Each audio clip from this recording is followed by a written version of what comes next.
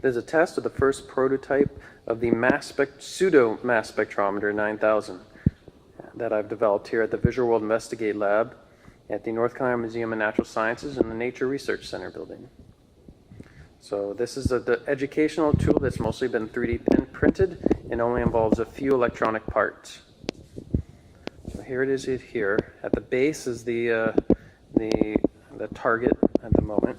There's the control panel, and up towards the top you have the chute there that the sample, which is held onto by these little claws here, where it'll be released. It'll go down the chute, and it'll cross the path of this fan, which will be blowing.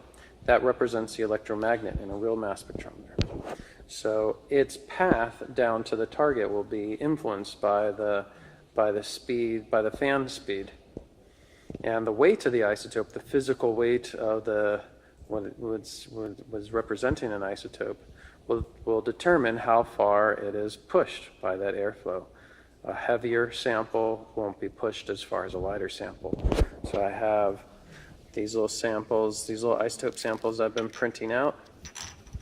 It's like that, little oxygen atoms of unknown weights. And first I turn on the emission light. Okay, and I turn on the fan that represents the electromagnet. And now, when I'm ready, I press the button to release the sample. And as you could probably tell there, the path of that one was pretty heavily influenced by the fan. A heavier isotope wouldn't be affected quite as much.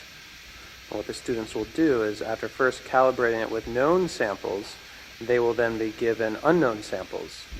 And then they'll have to determine what the unknown samples are and what the ratio is to figure out what the past climate was like in their fake ice core sample.